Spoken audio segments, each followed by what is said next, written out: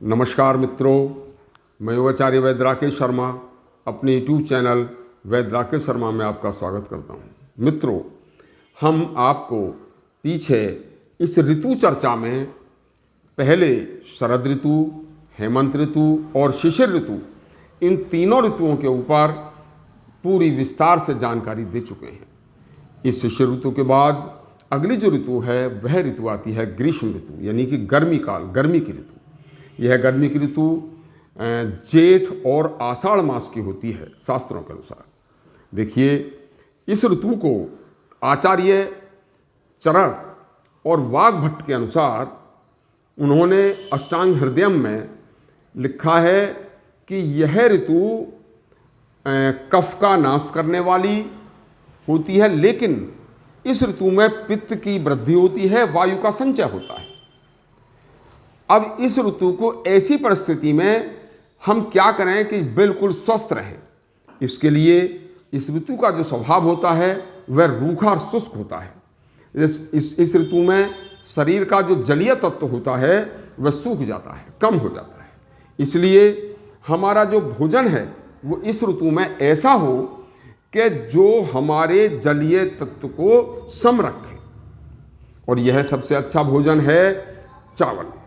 चावल के अंदर जलीय तत्व बहुत होता है। जिस इलाके में, जिस क्षेत्र में जैसा चावल पैदा होता हो वैसा ही चावल खाएं, और चावल को किसी भी रूप में खाएं। चावल की खीर बहुत अच्छी होती है, उसमें आप खा सकते हैं। दूसरे सबसे बड़ी बात यह है कि इस सीज़न में फल भरपूर मात्रा में होते हैं, जैसे मौसमी है, संतरा है, नींबू है, इस तरह के जो फल हैं, आम है, ये इन फलों का सेवन भरपूर मात्रा में करें। इस ऋतु में तरबूज और खरबूज भरपूर मात्रा में होता है, और वो खाएं कि उनके अंदर भी जलीय तत्व बहुत ज़्यादा है। लेकिन एक बात का विशेष ख्याल रखें कि तरबूज और खरबूज खाने के बाद कभी भी दूध ना पीएं। खरबूज तरबूज खाने के बाद कभी पानी ना पीएं। इसके ऊपर पानी और दूध पीने से, दूध या पानी पीने से मृत्यु तक हो जाती है। इस बात का विशेष ख्याल रखना चाहिए। और वैसे खूब खाइए, इसके ऊपर इस चीज़ का ख्याल रखिए, आपको बहुत बड़ा फायदा पहुंचेगा। दूसरे, जौ का दलिया, जौ का सत्तू इस ऋतु के लिए एक अमृत के तुल्य होता है। सत्तू बना के पीजिए। जौ का दलिया का एक तरीका और बताता हूं कि जौ का दलिया आप रात को बना दें और उसे ढक कर रख दें। सुबह को उसे मट्ठा छाछ के साथ खाएं। उसमें मट्ठा में या छाछ में आप थोड़ा सेंधा नमक और थोड़ा सा भुना हुआ जीरा ये डालकर खाइए। या फिर मीठे के शौकीन हैं तो उस जौ के दलिए में आप शक्कर डाल के खाइए। छाछ और जौ के दलिए में बहुत फायदेमंद है। इस ऋतु में, इस ग्रीष्म ऋतु में, गर्मी की ऋतु में अन्न रोटी बहुत कम खाएं। पकवान बिल्कुल ना खाएं। रोटी और अन्न जो है इसे कम से कम खाएं, जितना कम हो सकता हो उतना खाएं।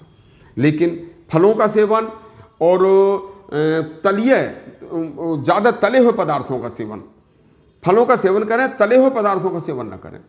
ये बहुत फायदेमंद रहेगा। दूसरे, इस ऋतु में जो सुबह की सैर होती है वो बहुत ज़्यादा फायदेमंद होती है।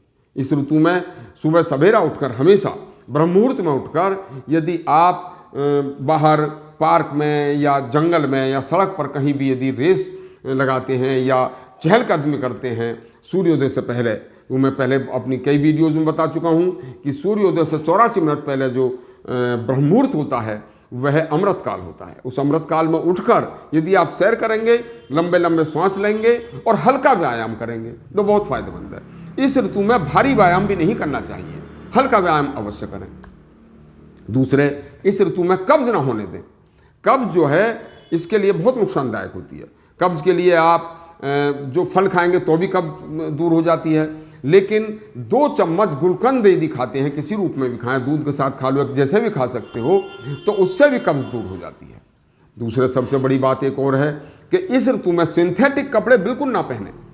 ज़्यादा से ज़्यादा सूती कपड़ों का इस्तेमाल करें जितना भी हो सकता हो। दूसरा, सुबह को मट्ठा अवश्य पीएं, छाछ। उसे आप अपना लवण भास्कर चूर्ण डालकर ले सकते हैं, सेंधा नमक डालकर ले सकते हैं, गुड़ वाली शक्कर डालकर ले सकते हैं, लेकिन चीनी जितना हो सकता है चीनी से बचें। इस तरह की कुछ बातें ऐसी हैं कि जो आपके इस ऋतु के, ग्रीष्म ऋतु के लिए अति आवश्यक हैं। यदि आप इन चीज़ों पर ध्यान देते हैं तो ग्रीष्म ऋतु में भी पूर्ण रूप से आप स्वस्थ रह सकते हैं। इस तरह के आपके और अच्छे फ़ायदे की वीडियोज़ आपको आगे भी मिलती रहे तो हमारे YouTube चैनल वैद्य राकेश शर्मा को शेयर करें, सब्सक्राइब करें, लाइक करें और इसी तरह की और अच्छी आपके काम की वीडियो के साथ फिर आगे मिलते हैं। जब तक के लिए आज्ञा दीजिए। धन्यवाद।